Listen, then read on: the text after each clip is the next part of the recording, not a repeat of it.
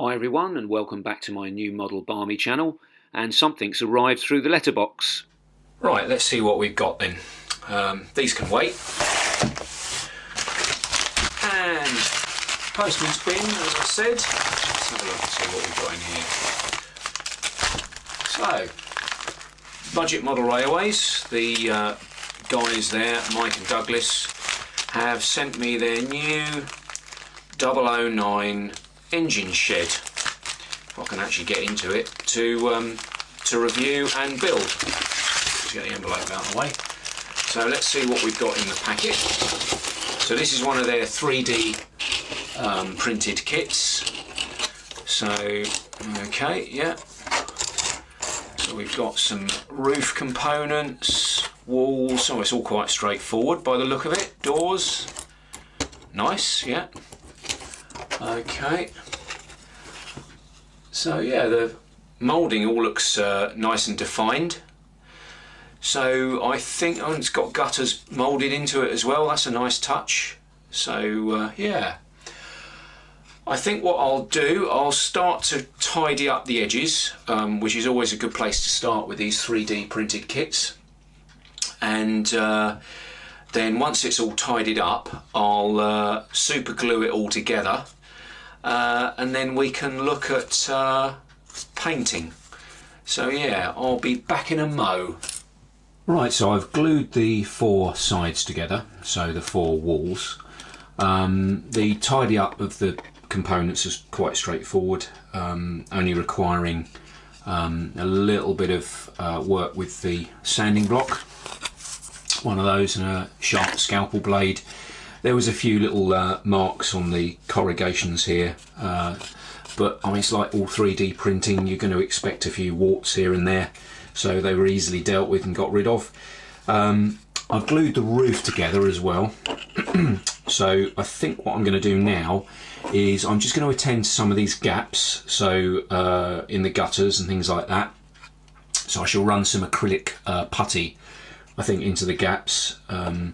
And then I think before I attempt any painting, I'm going to glue the roof on, and that will just give it a little bit of structural integrity while I'm handling it. Yeah, so let's glue the roof on and then we'll see where we go from there. I thought I'd also show you the doors. Now as they come, they're moulded in two, so you join them back to back, so they are literally joined back to back there. I think these are going to require a bit more of a tidy up, because there's some sort of rough bits where they've been moulded, as you can see there, and the edges. But yeah, they make quite nice little doors, and of course bonding them together you can get them straight. They're a little bit bent initially, but I've straightened them up in the process of gluing the two halves together. But yeah, they went together pretty nicely. So the roof's on now. Glued that on so it's nice and sound and fairly square, and it all goes together very well actually. There's not many gaps, didn't require a huge amount of tidying up. The only thing I have added, let me see if I can zoom in and right, you can hopefully, let's point that out, just make out I've added some ends on the gutters, because as much as the gutters were moulded, and the ends of the gutters are moulded on the ends of the engine shed rather than the sides here, so they were open. So I've closed the gutters up, working for a plumbing merchant as I do for the last 36 years.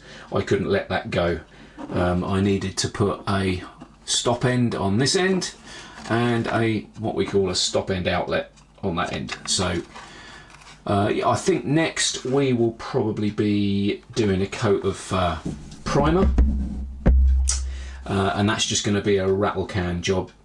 The other thing I've done on the doors, I've now tidied them up, and I've also put some, I had some strip left from some photo etch parts that I had, so this is part of the sprue that the photo etch bits come on, and I never chuck that away because these little thin strips make really good hinges, and I just thought they're going to help the doors to stay fairly secure once they're glued on. So let's get it primed up and then we'll start the painting proper. Right, we're all primed and ready for paint. So in the spirit and ethos of budget model railways, I'm not going to get the airbrush out or use any expensive products to do the paint job. I'm just going to use some basic acrylic paints, and I won't show you the whole process because that will be mighty boring, but anything that I think is worthy of including, I'll show you the process. So let's get cracking. Right, so I've spared you the boredom of watching me slap all the main colours of the paint on. So the colour scheme I've chosen is in accordance with what the guys at Budget Model Railways are painting their buildings in at the moment, so they'll recognise this. So yeah, just basically just flat colours at the moment. I've picked out the brickwork and given that a bit of a dry brush in a pale, very, very pale cream colour, just to blend all those brick colours in.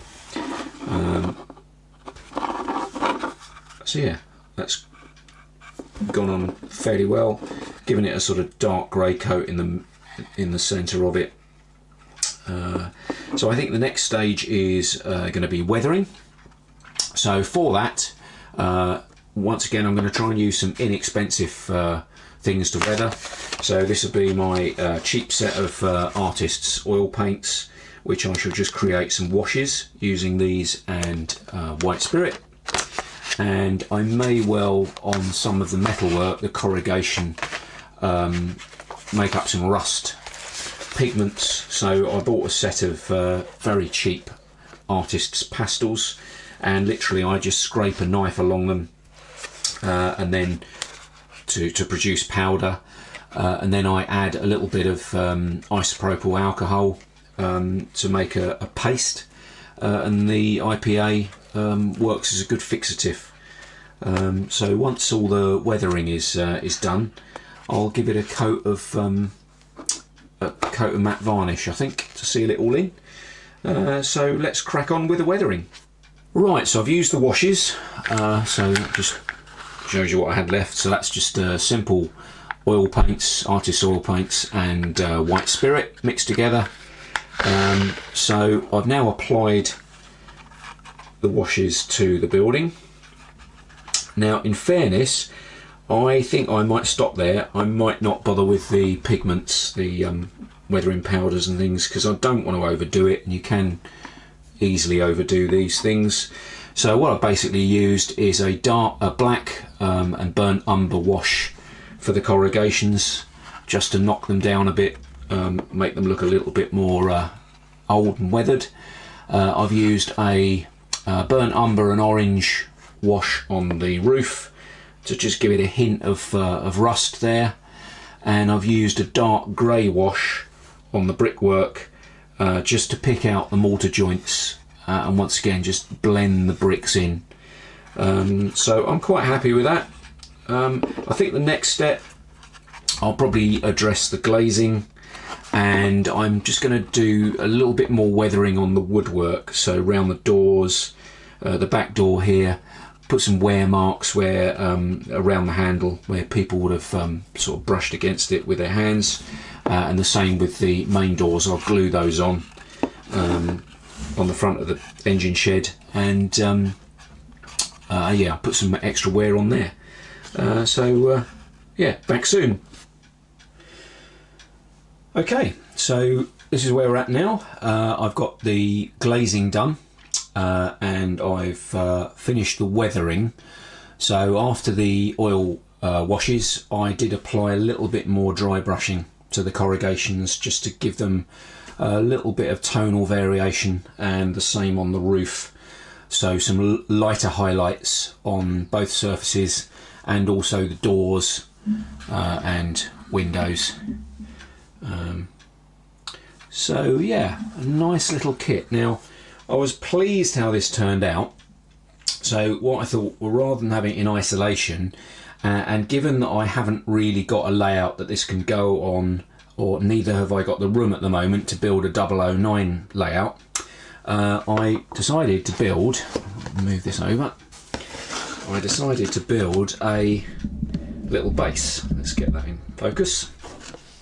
So this sort of like just works like a little diorama, and this engine shed just fits on top of there. Let's pop that, push that down, so that kind of sits neatly on there like so.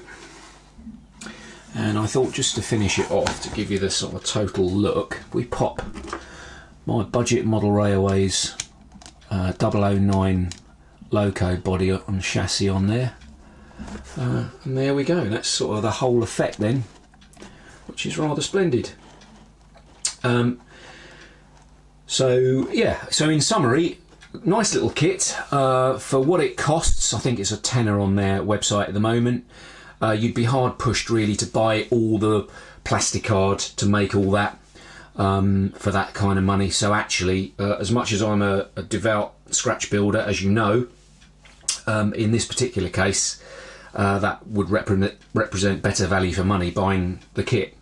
Now, as I haven't got a layout for this, what I'm going to do, I'm going to post this back to the Budget Model Railways boys. I'm keeping the loco. Sorry, Mike and Douglas, but I'm hanging on to that. But I'm going to send you back the engine shed on the little stand, in the hope that when the world hits play button again and you can start going to some exhibitions, you can perhaps take this with you just to showcase what one of your buildings looks like when it's made up. So I'll pop that in the post to you. But thanks to the Budget Model Railways guys for sending me the kit to build and review, and thanks for all of you for watching, and I will see you for the next project, whenever that's going to be. So cheers for now, stay safe, bye.